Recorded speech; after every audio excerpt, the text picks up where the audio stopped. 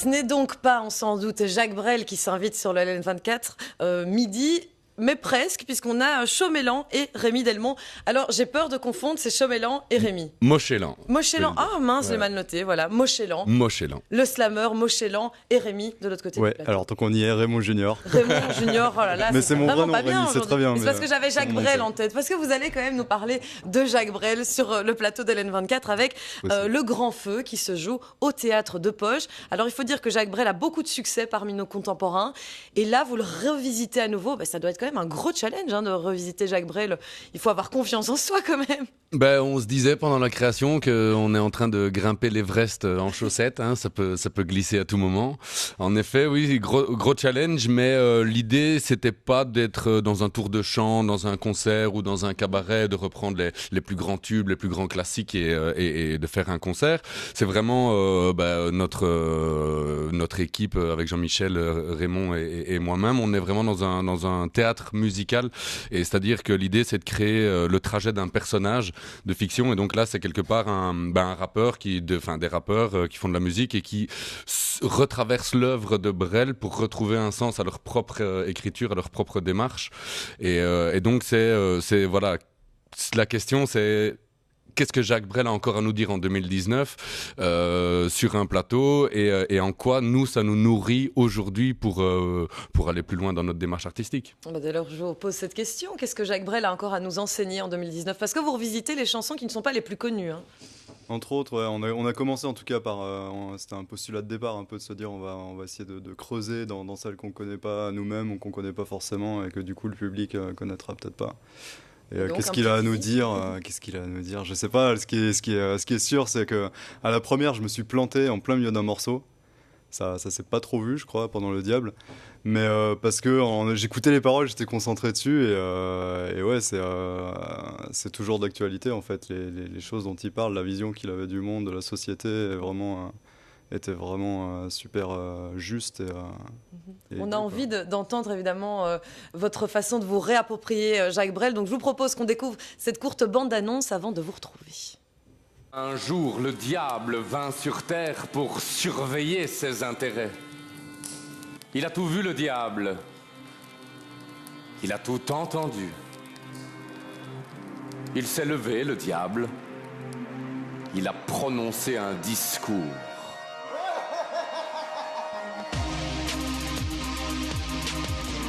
Ça va.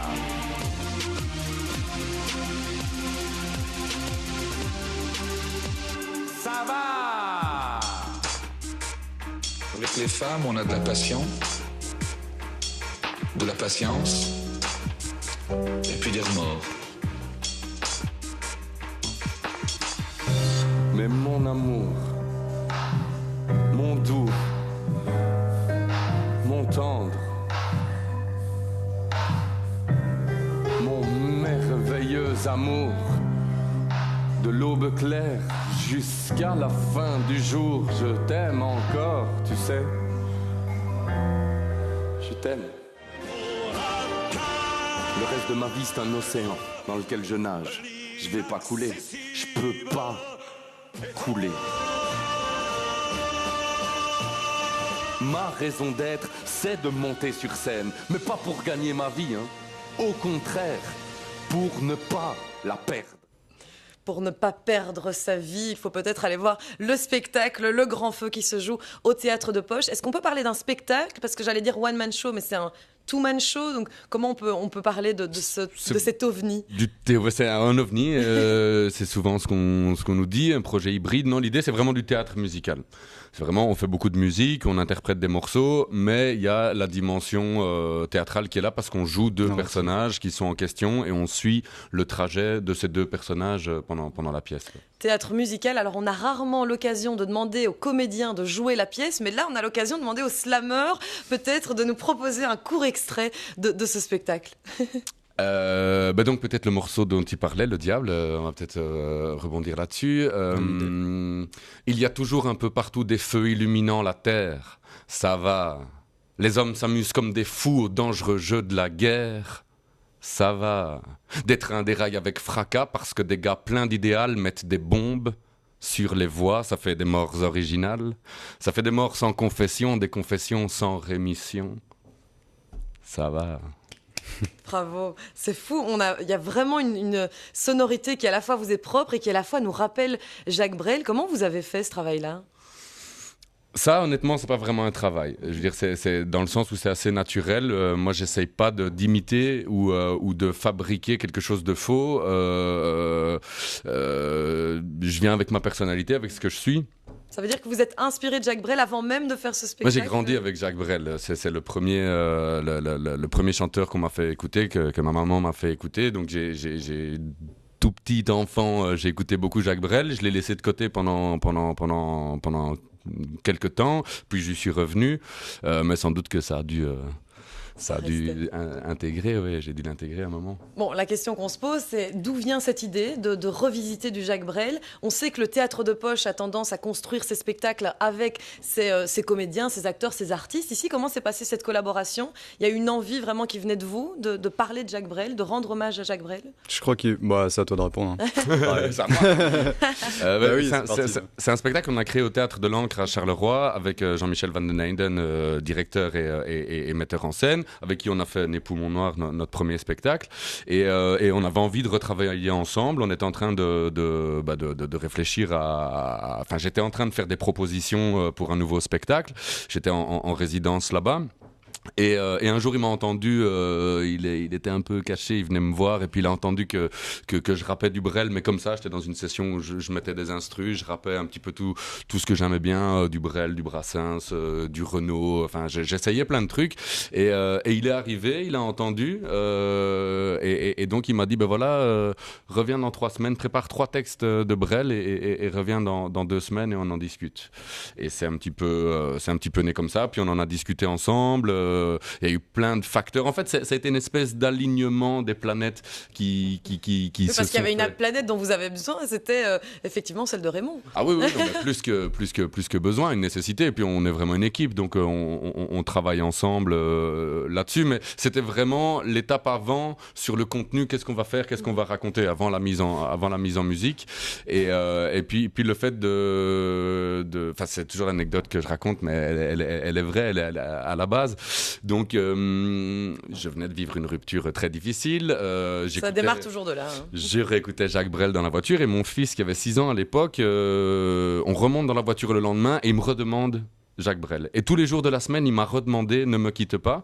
Et puis, je vois Jean-Michel, je lui présente les 3 textes et je lui dis « C'est dingue, Malo, donc mon fils, il me redemande Brel, quoi ». Et de là est née une discussion de se dire « Mais comment c'est possible que… » Parce que j'ai essayé de l'initier à plein de trucs, hein, à Akhenaton, Oxmo Puccino, tous ceux que j'adore. À 6 ans, il disait non, il n'y avait que Brel. Et la seule personne qui m'a demandé vraiment à écouter, c'est Brel, et il me l'a redemandé tous les jours. Et donc on a eu cette discussion avec Jean-Michel, c'est-à-dire c'est fascinant. Comment est-ce qu'un gamin de 6 ans comme ça, qui n'a pas un bagage de vécu hyper grand, hein, normal évidemment, pourquoi est-ce qu'il accroche comme ça aussi fort avec cette voix, avec ce texte, voilà. Et c'était un peu le point de départ, vraiment, de se dire, en fait, en 2019, 2020, c'est encore intéressant finalement de retraverser Brel et d'en faire quelque chose de nous.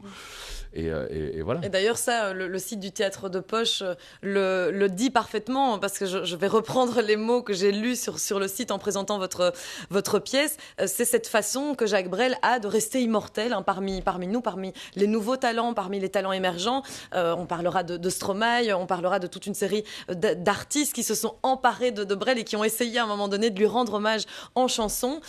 Pourquoi, à votre avis, cette figure persiste encore aujourd'hui ? Et vous, par exemple, Raymond, en tant que musicien, quel a été le challenge un peu vivifiant que de se confronter comme ça à Brel ? C'était super flippant. Moi, c'est avant tout ce que j'adorais dans l'œuvre de Brel, c'était sa musique, quoi. Je suis plus sensible à la musique, je crois, encore qu'au texte. Et lui, son arrangeur Gérard Joannest, c'était vraiment des génies. Ils avaient un amour de la vieille musique, enfin de la musique classique. Ils étaient en pleine époque des yéyés, on en parlait juste il y a 5 minutes, là, en pleine époque des yéyés, eux ils voulaient faire un truc orchestral, cinématographique, comme ça.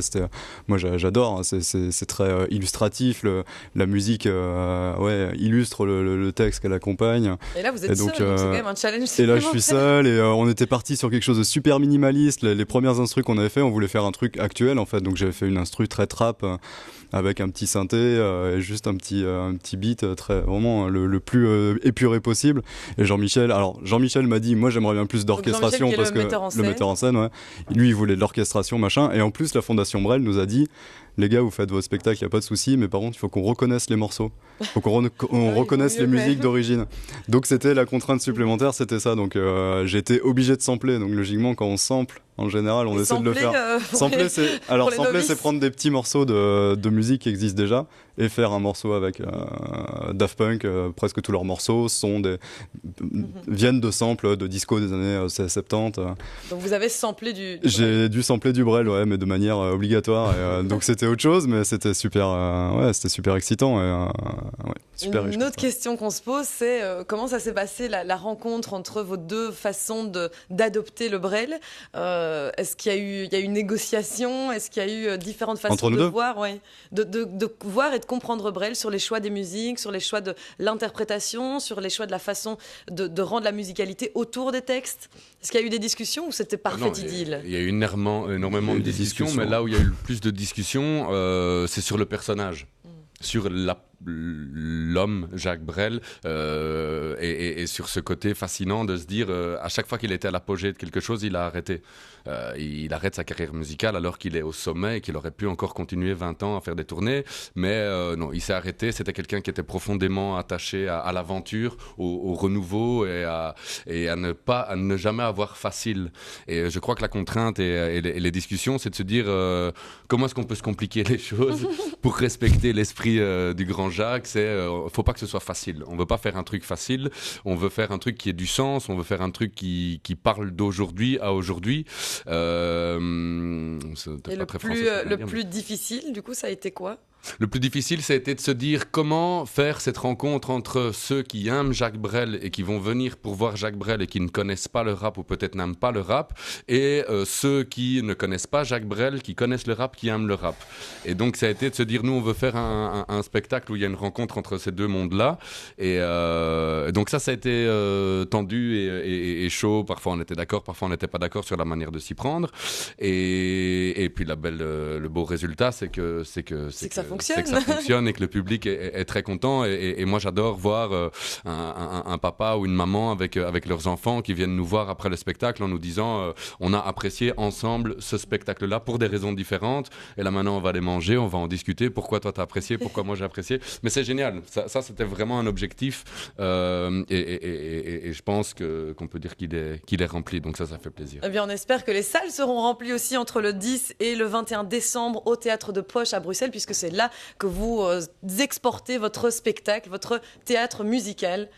Là c'est correct de dire ça. C'est super correct. Voilà, parfait. Mochelan et Raymond, on va y arriver, et Raymond Junior sur le plateau d'LN24 pour nous parler du grand feu et du grand Jacques Brel. Merci à tous les deux. Merci. Et bon spectacle. Merci beaucoup. Merci à vous de nous suivre sur LN24. Et si vous nous suivez chaque jour, vous savez ce qui nous attend. C'est un petit coup d'œil à la météo avant les titres de l'actualité.